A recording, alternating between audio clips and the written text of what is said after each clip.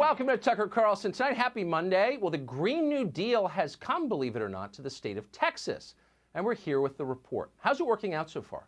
Well, the good news is all that alternative energy seems to have had a remarkable effect on the climate, as intended.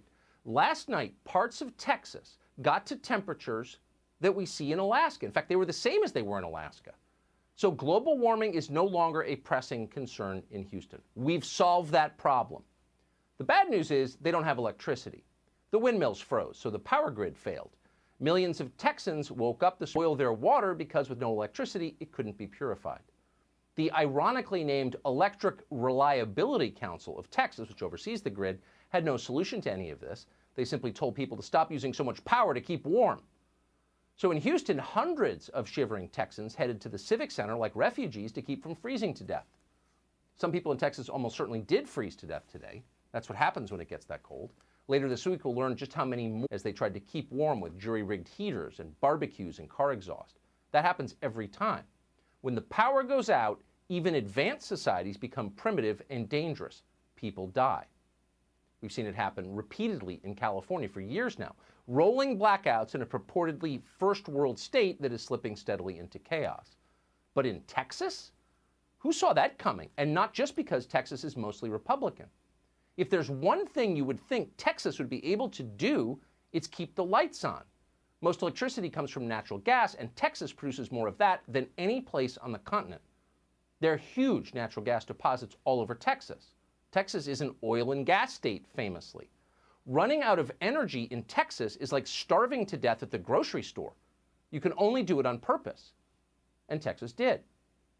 Rather than celebrate and benefit from their state's vast natural resources, politicians took the fashionable route and became recklessly reliant on so-called alternative energy, meaning windmills. 15 years ago, there were virtually no wind farms in Texas. Last year, roughly a quarter of all electricity generated in the state came from wind. Local politicians were pleased by this. They bragged about it like there was something virtuous about destroying the landscape and degrading the power grid. Just last week, Governor Greg Abbott proudly accepted something called the Wind Leadership Award, given with gratitude by a company getting rich from green energy. So it was all working great until the day it got cold outside. The windmills failed, like the silly fashion accessories they are, and people in Texas died.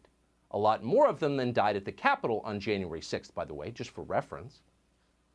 Now, we're telling you all of this not to beat up on the state of Texas. It's a great state, actually. But to give you some sense about what's about to happen to you, to every state. And we're not speculating on that. Here's the new president explaining his plan.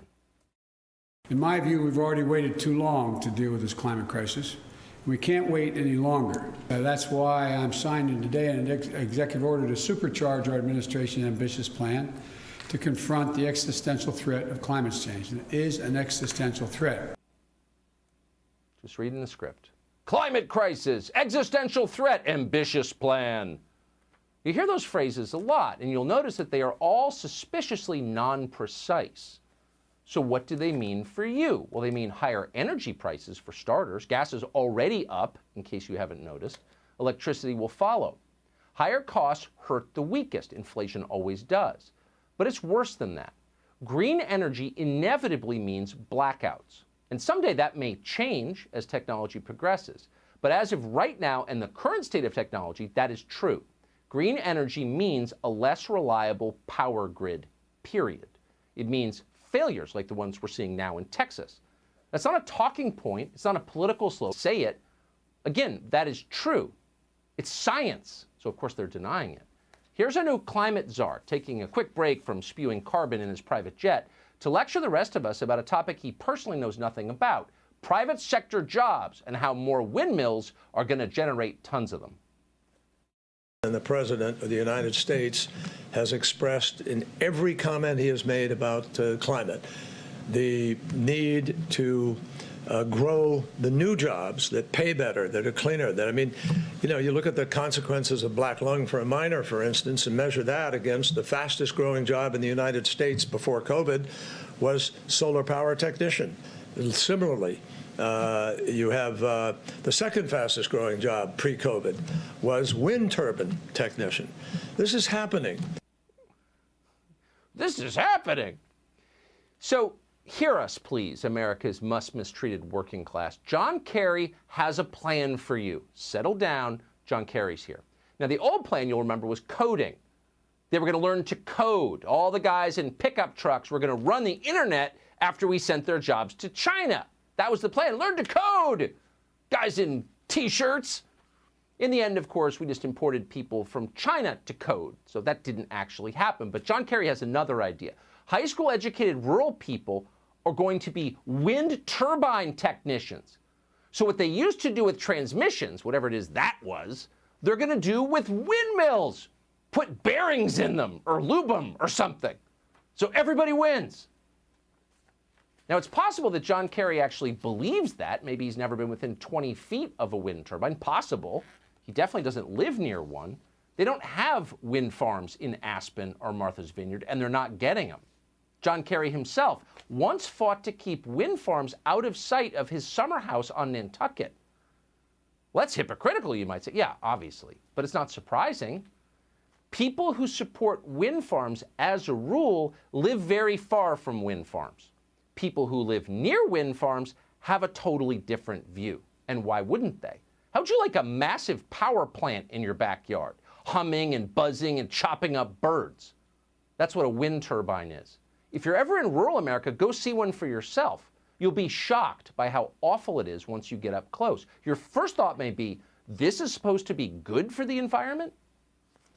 Wind farms are one of those ideas you can only support if you don't know too much about them. And maybe that's why there's never been mass popular support for them. No large group of citizens has ever demanded that some Goldman Sachs-backed company destroy the natural environment with Chinese-made windmills that don't work when it's cold out. Wait, more expensive and much less reliable? Ugly, inefficient, and made by people who hate us, and we can kill endangered species? I'd like some of that. In fact, make it a double. No one anywhere has ever said that. But it doesn't matter because green energy is the ultimate inside game. A tiny number of people profit from it, from government subsidies and regulated prices. Everyone else gets a moral lecture about climate change. And anyone who complains about any of it gets called a Nazi by Cory Booker. Watch. There's a lot of people now that are blowing back on the Green New Deal. They're like, oh, it's impractical. Oh, it's too expensive. Oh, it's all of this. If we used to govern our dreams that way, we would have never gone to the moon. And when the planet has been in peril in the past, who came forward to save Earth from the scourge of Nazi and totalitarian regimes? We came forward. Oh, it's impractical, mocks a guy who's literally never had a job. Except your windmills, bigots. You hear that a lot. You're about to hear it a whole lot more. The problem is that demagogues like Cory Booker have no earthly idea what a wind farm is. They don't know how to run a power grid or anything else for that matter. They talk, they brag, but they don't build anything, much less fix or maintain it, because they can't. They have no skills. And if you don't believe that, take a look at what they have done to our cities. Not a single major American city is prettier or more functional than it was in 1950, 70 years ago. The parks that previous generations so lovingly built are filled with vagrants and junkies. The monuments they constructed are covered with spray paint. Public transportation is a disgrace. It's filthy. The streets are dangerous. Are you really surprised that Cory Booker was once the mayor of Newark, New Jersey? You shouldn't be. Cory Booker couldn't fix your ice maker, much less understand your wind farm. None of these people can. It's bad enough that they control the sociology department over at your local community college, but the power grid? No way. They can't get within 100 yards of it.